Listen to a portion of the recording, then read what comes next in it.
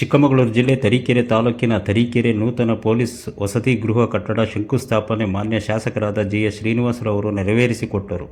ಹಾಗೂ ಈ ಸಂದರ್ಭದಲ್ಲಿ ಡಿವೈಎಸ್ಪಿ ಪರಶುರಾಮಪ್ಪ, ಸಿಪಿಐ ರಾಮಚಂದ್ರ ನಾಯ್ಕ, ಪುರಸಭೆ ಸದಸ್ಯರಾದ ಲೋಕೇಶ್ ಮತ್ತು ಸತ್ಯನಾರಾಯಣ್, ಪುರಸಭೆ ಮುಖ್ಯಾಧಿಕಾರಿ ರಂಜಿತ್ ಹಾಗೂ ಶಮೀವುಲ್ಲಾ, ಶರೀಫ್, ಪೈಲ್ವಾನ್ Gangadhar, Jaya Karnataka Jagadish, Adil Basha, Annappa, Bukkambudi Gurumurthy, AE Rajesh, double E Veerabhadrappa ಹಾಗೂ ವಂದನಾರ್ಪಣೆ ಶಿವಕುಮಾರ್, ಪ್ರಾರ್ಥನೆ ಪ್ರದೀಪ್ ಮತ್ತು ಪೊಲೀಸ್ ಸಿಬ್ಬಂದಿ ವರ್ಗದವರು ಹಾಜರಿದ್ದರು. ವರದಿ ಕರ್ಕುಚಿ ಕೃಷ್ಣಮೂರ್ತಿ, SP7 ನ್ಯೂಸ್, ತರೀಕೆರೆ. ಪೊಲೀಸ್ನವರೇ ಕಾರಣ ಅಂತೇಳಿ ಪೊಲೀಸ್ನವರಿಗೂ ನಾವು ನಮ್ಮೆಲ್ಲರ ಪರವಾಗಿ ಅಂದ್ರೆ ನಾವೆಲ್ಲ ಗೌರವವಾಗಿ ಸಲ್ಲಿಸಲೇಬೇಕು ಅನ್ನೋದನ್ನ ನಾನು ಒಂದು ಹೇಳಕ್ಕೆ ಇಷ್ಟಪಟ್ಟು. ಅಷ್ಟೇ ಅಲ್ಲ, ಹಿಂದೆ ಎಲ್ಲ ನಾವೆಲ್ಲ ನೋಡ್ತಿದ್ದಂಗೆ ಸಂದರ್ಭದಲ್ಲಿ ಸುಮಾರು 20ರಿಂದ 30, 40 ಮನೆಗಳಿದ್ವು. ಹೆಂಗಾಗಿತ್ತು ಅಂತಂದ್ರೆ ಏರಿಯಾದಲ್ಲಿ ನೋಡಕ್ಕೆ ಒಂದು ಖುಷಿ ಆಗೋದು ನಮಗೆ. ಸಂಜೆ ಹೊತ್ತಿಗೆ ಈ ಕಡೆ ಎಲ್ಲ ಬರ್ತಿದ್ದಾಗ ಅಷ್ಟು ಜನ ಪೊಲೀಸ್ನವ್ರ ಕುಟುಂಬ, ಅವ್ರ ಮಕ್ಕಳು ಎಲ್ಲ ಆಟ ಆಡಿದ್ದು, ಎಲ್ಲ ಪ್ರತಿಯೊಂದು ಬಾಳೆ ಮಾಡಿದಂತ ಜಾಗ. ಆದ್ರೆ ಇಷ್ಟು ದಿನಗಳು ಡಿಲೇ ಆಯ್ತು. ಆದ್ರೆ ನಮ್ಮ ಶಾಸಕರು ಎತ್ತೆಚ್ಚೆತ್ಕೊಂಡು ಇದನ್ನ ಜಲ್ದಿ ಈಗ ಏನು ಈ ಕಟ್ಟಡವನ್ನು ಮಾಡಕ್ಕೆ ಹೊರಟಿದ್ದಾರೆ, ಸಂಪೂರ್ಣವಾಗಿ ಯಥೇಚ್ಛವಾಗಿ ಮುಗಿದು ಇನ್ನ ಜಾಸ್ತಿ ಜನಕ್ಕೂ, ಜಾಸ್ತಿ ನಮ್ಮ ಪೇದೆದವರಿಗೂ ಒಂದು ಒಳ್ಳೆ ವಸತಿ ಗೃಹ ಸಿಗ್ಲಿ ಅಂತೇಳಿ ನಾನು ಈ ಸಂದರ್ಭದಲ್ಲಿ ಆ ಭಗವಂತನಿಗೂ ನಮ್ಮ ಶಾಸಕರಿಗೂ ನಾನು ಈ ಸಂದರ್ಭದಲ್ಲಿ ಕೇಳ್ಕೊಂತೀನಿ. ಅಷ್ಟೇ ತಾನೇ, ಈಗ ತಾನೇ ನಮ್ಮ ಶಾಸಕರು ಹೇಳಿದ್ರು ನಾನು ಮಿನಿಸ್ಟರ್ ಆಗಬೇಕು ಅಂತಂದ್ರೆ ಆ ಭಗವಂತನ ಕೃಪೆ ಇರಬೇಕು ಅಂತೇಳಿ. ಹಾಗೆ ನಮ್ಮ ಪೊಲೀಸ್ನವರು, ನಮ್ಮೆಲ್ಲ ಸಾರ್ವಜನಿಕರು ಕೃಪೆ, ಆ ಭಗವಂತನ ಕೃಪೆಯಿಂದ ನಮ್ಮ ಶಾಸಕರಿಗೆ ಮಿನಿಸ್ಟರ್ಗಿರಿ ನಮ್ಮ ಚಿಕ್ಕಮಗಳೂರು ಜಿಲ್ಲೆಗೆ ಸಿಗ್ಲಿ ಅಂತೇಳಿ ಈ ಸಂದರ್ಭದಲ್ಲಿ ನಾನು ಹೇಳಕ್ ಬಯಸ್ತೇನೆ. ಅಷ್ಟೇ ಅಲ್ಲ, ಕೆಲವೊಂದು ವಿಷಯಗಳಿಗೆ ನಾನು ಅನ್ಕೊಂಡಂಗೆ ಪೊಲೀಸ್ ಡಿಪಾರ್ಟ್ಮೆಂಟ್ಗಳಿಗೆ ಕೆಲವೊಂದು ಸತಿ ಹೋಗಕ್ಕೆ ನಮಗೆ ಹೆದರಿಕೆ ಆಗೋದು. ಯಾಕಪ್ಪ ಅಂತಂದ್ರೆ ಪೊಲೀಸ್ನವ್ರು ಏನಪ್ಪ ಆ ರೀತಿ ಇದಾರೇನಪ್ಪ ಅನ್ಸೋದು. ಬಟ್ ಇಷ್ಟಿನ ದಿನಗಳನ್ನ ನೋಡಿದಾಗ ನಿಜವಾಗ್ಲೂ ನಮಗೆ ಖುಷಿ ಆಗ್ತಿದೆ. ಅಲ್ಲಿ ಹೋದಾಗ ನಾವೇನೇ ಒಂದು ಕುಂದು ಕೊರತೆಗಳು, ಸಾರ್ವಜನಿಕ ಅಹವಾಲುಗಳನ್ನು ತಗೊಂಡು ಹೋದಾಗ ಅಲ್ಲಿ ಕುತ್ಕೊಂಡು ಸಮಸ್ಯೆಯಿಂದ ಕೂರಿಸಿ ಕ್ಲೀನಾಗಿ ಕೇಳಿಸಿ ಏನೇ ಇದೆ ಸಮಸ್ಯೆ ಅಂತ ಆದಷ್ಟು ಇವತ್ತು ಯಾವ ಶುರು ಮಾಡ್ತೀರಿ ಕೆಲಸ? ಯಾವಾಗ ಶುರು ಮಾಡ್ತೀರಪ್ಪ? ಇವತ್ತೇ ಸ್ಟಾರ್ಟ್ ಮಾಡ್ತೀರಾ? ಇವತ್ತೇ ಸ್ಟಾರ್ಟ್. ಅರ್ತ್ ವರ್ಕ್ ಟೀಮ್ ಬಂದಿದೆ, ಮಾರ್ಕ್ ಮಾಡ್ಕೊಂಡು ಮಾಡ್ತೀರಾ? ಓಕೆ, ಇಂಜಿನಿಯರ್ ಇಟ್ಕೊಂಡು ಕರೆಕ್ಟಾಗಿ ಮಾರ್ಕ್ ಮಾಡ್ಕೊಂಡು ಮತ್ತೆ ಮಾರ್ಕ್ ಔಟ್ ಮಾಡ್ಕೊಂಡಿರಿ. ನಿಮ್ಗೆ ದೇವರು ಆದಷ್ಟು ಬೇಗ 11 ತಿಂಗಳು ಹೇಳಿದ್ರೆ 11 ತಿಂಗಳಿಗೆ ಡಿಸೆಂಬರ್ ಎಷ್ಟು ಮುಗಿಸ್ಬೇಕು, ಆಗ್ತಲ್ಲ. ಆಮೇಲೆ ಇನ್ನೊಂದು, ಈಗಾಗಲೇ ಟೆಂಡರ್ ಕರೆದಿದ್ದಾರಪ್ಪ ನಿಮ್ಮ ಮುನ್ಸಿಪಾಲಿಟಿ ಬಿಲ್ಡಿಂಗು. ಹಲವಾರು ಕೊಯ್ರಿಗಳು STP ಇಂಜಿನಿಯರು 3-4 ಸತಿ ಬಂದಿದ್ದು ಅವ್ರ ತಗ ಇತ್ತು. ಕ್ಲಿಯರ್ ಮಾಡಿದ್ದಾರೆ. ಕ್ಲಿಯರ್ ಮಾಡಿ ಇವತ್ತು ಟೆಂಡರ್ ಕರೆದಿದ್ದಾರೆ. ಅದು ಕೂಡ ಇನ್ನೊಂದು 1 ತಿಂಗಳಲ್ಲಿ ಟೆಂಡರ್ ಆಗ್ತದೆ. ಅದು ಕೂಡ ಕೆಲಸ ಪ್ರಾರಂಭ ಮಾಡ್ತೀವಿ. ಅದನ್ನ ಶಂಕುಸ್ಥಾಪನೆ, ಹಾಸ್ಪಿಟ್ಲು ಉದ್ಘಾಟನೆ ಮಾಡ್ಬೇಕು ತರೀಕೆರೆಯಲ್ಲಿ.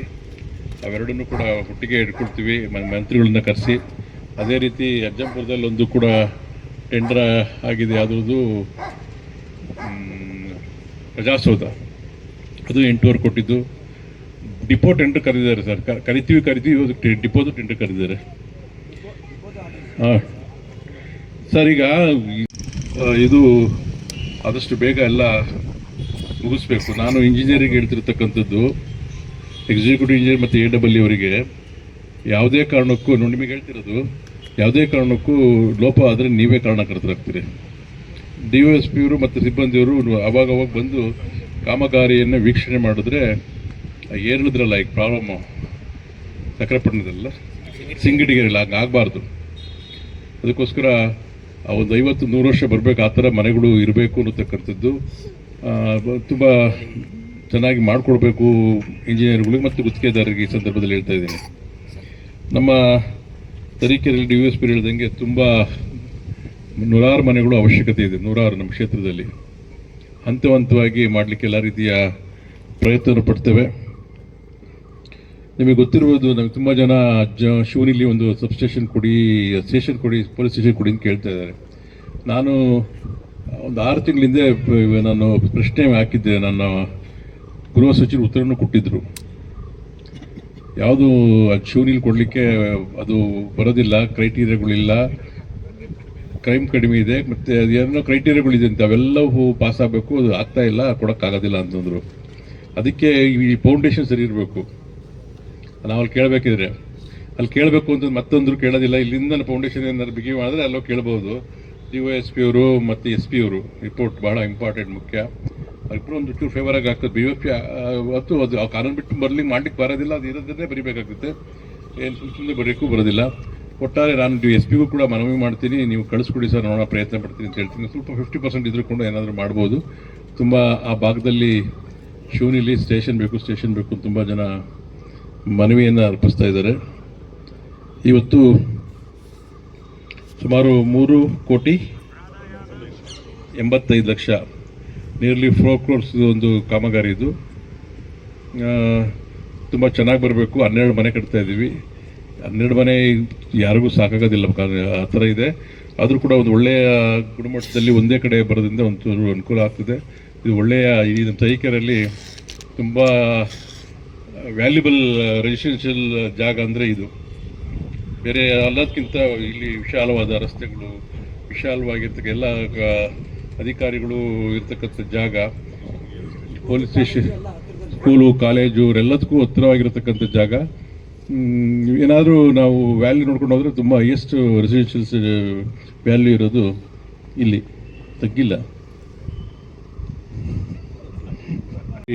ಈಗಾಗಲೇ ಈ ಒಂದು ಕಾರ್ಯಕ್ರಮ ಉಪಸ್ಥಿತಿರತಕ್ಕಂತಹ ನಮ್ಮ ಪುರಸಭಾ ಸದಸ್ಯರು, ಈ ವಾರ್ಡಿನ ಕೌನ್ಸಿಲರ್ ಲೋಕೇಶ್ ಅವರೇ ಮತ್ತು ಈ ಒಂದು ಉಪವಿಭಾಗದ DYSP ಆದಂಥ ಪರಶುರಾಮಪ್ಪನವರೇ ಹಾಗೂ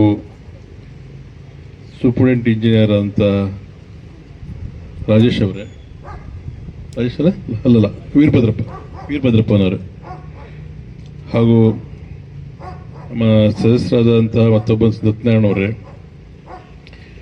ಪೊಲೀಸ್ ಹೌಸಿಂಗ್ ಕಾರ್ಪೊರೇಷನ್ನ AWA ಅಂತ ರಾಜೇಶ್ ಅವರೇ, ಸಮೀಲ್ಲಾ ಶರೀಫ್ ಅವರೇ, ನಮ್ಮ ತರೀಕೆರೆಯ ಇನ್ಸ್ಪೆಕ್ಟರ್ ಅಂತ ರಾಮಚಂದ್ರ ನಾಯಕ್ ಅವರೇ ಹಾಗೂ ಮುಖ್ಯಾಧಿಕಾರಿಗಳಂತ ರಂಜನ್ ಅವರೇ ಹಾಗೂ ಇಲ್ಲಿ ಉಪಸ್ಥಿರತಕ್ಕಂಥ ಎಲ್ಲ ಪತ್ರಕರ್ತ ಮಿತ್ರರೇ ಹಾಗೂ ನಾಮಿನಿ ಸದಸ್ಯರಾದಂಥ ನಮ್ಮ ಆದಿಲ್ ಪಾಷಾ ಅವರೇ, ಮಾಜಿ ಸದಸ್ಯರಾದ ಅಣ್ಣಯ್ಯನವರೇ, ಜಗದೀಶ್ ಅವರೇ, ನಮ್ಮ ಗಂಗಾಧರ್ ಅವರೇ, ಎಲ್ಲ ಪೊಲೀಸ್ ಸಿಬ್ಬಂದಿಯವರೇ, ಅವರ ಕುಟುಂಬದವರು ಕೆಲವರು ಬಂದಿದ್ದಾರೆ ಮತ್ತು ಇದೇರತಕ್ಕಂಥ ಎಲ್ಲ ಭಾಗದ ಅಣ್ಣ ತಮ್ಮಂದಿರುತ್ತೆ. ಇವತ್ತು ನಿಜವಾಗ್ಲೂ ಕೂಡ ಪೊಲೀಸ್ ಇಲಾಖೆ ನಮಗೆ ಇವತ್ತು ಶಾಂತಿ, ಸುವ್ಯವಸ್ಥೆ, ಕಳ್ತನ ಇವೆಲ್ಲವನ್ನು ಕೂಡ ಅವರಿಗೆ ಬೇರೆಯವರಿಗೆ ಅದರ ಒಂದು ಟೈಮಿಂಗ್ ಇರುತ್ತೆ ಡ್ಯೂಟಿಗೆ. ಪೊಲೀಸ್ ಇಲಾಖೆಗೆ ಟೈಮೇ ಇರೋದಿಲ್ಲ. ನೆನ್ನೆ ಫೋನ್ ಮಾಡ್ತೀನಿ, ರಾಮಚಂದ್ರ ನಾಯಕ್ ಬೆಂಗಳೂರಾಗಿದ್ದೀನಿ ಸರ್ ಅಂತ, ರಾತ್ರಿಗೆ ಕಳ್ಳರು ಹುಡ್ಕೊಂಡು ಹೋಗ್ತಿರ್ಬೇಕು. ಎಲ್ಲರಿಗೂ ಇಲ್ಲಿ ತುಂಬ ಜನ ಸ್ಟಾಫ್ ಇದ್ದಾರೆ ನಾನು ಅಂದ್ಕೊಂಡೆ. ಮೊನ್ನೆ ಕೇಳಿದೆ, ಏನಂದ್ರೆ ಅಷ್ಟೊಂದು ಜನ ಸ್ಟಾಫ್ ಇದ್ದಾರೆ ಹೇಳ್ರಿ ಇಲ್ಲಿ ಅಂತಂದೆ. ಹೇಳಿದ್ರು ಅವಾಗ ಲೆಕ್ಕ ರಾಮಚಂದ್ರ ನಾಯಕ್ ಸರ್, ಹಿಂಗೆ ಒಬ್ಬರು ಅಲ್ಲಿ ಹೋಗಿದ್ದಾರೆ, ಒಬ್ಬರು ಕೋರ್ಟ್ ಡ್ಯೂಟಿ ಇರಬೇಕು, ಒಬ್ಬರು ಕಂಪ್ಲೇಂಟ್ ಬರಬೇಕು, ಒಬ್ರು ಇನ್ನೊಬ್ರು ಅಲ್ಲಿಗೆ ಹೋಗ್ಬೇಕು, ಈ ಥರ ಹೇಳ್ತಾ ಹೋದ್ರೆ ಶಾರ್ಟೇಜ್ ಆಗ್ತಿತ್ತು ಅಂಡ್ರು. ನಾನು ಯಾಕೆಂದರೆ BH ರೋಡ್ ತುಂಬಾ ಕೆಲವು ಟೈಮು ತೊಂದರೆ ಆಗ್ತಿತ್ತು ಓಡಾಡಲಿಕ್ಕೆ. ಅವಾಗ ಯಾಕೆ ಏನು ಅಂತ ಕೇಳಿದಾಗ ತಕ್ಷಣ SP ಅವರು ಒಂದು ಅಡಿಷನ್ ಕೊಟ್ಟರು, ಒಂದಿಷ್ಟು 8 ಜನ ಆ ಅಂತರಗಟ್ಟೆ ಜಾತ್ರೆ ಟೈಮಲ್ಲಿ ತೊಂದರೆ ಆಗಬಾರ್ದು ಅಂತ ಹೇಳ್ಬಿಟ್ಟು ಕೊಟ್ವಿ. ಅದನ್ನು ತುಂಬ ಮುತುವರ್ಜಿ ವಹಿಸಿ ನಮ್ಮಲ್ಲಿ ಯಾವುದೇ ಅಹಿತಕರ ಘಟನೆ ನಡೀಲಿ, ವರ್ಷ ಒಂದು ಏನಾರು ಒಂದು ಆಗೋದು ಆ ಜಾಗದಲ್ಲಿ ಈ ಎತ್ತುಗಳಿಗೆ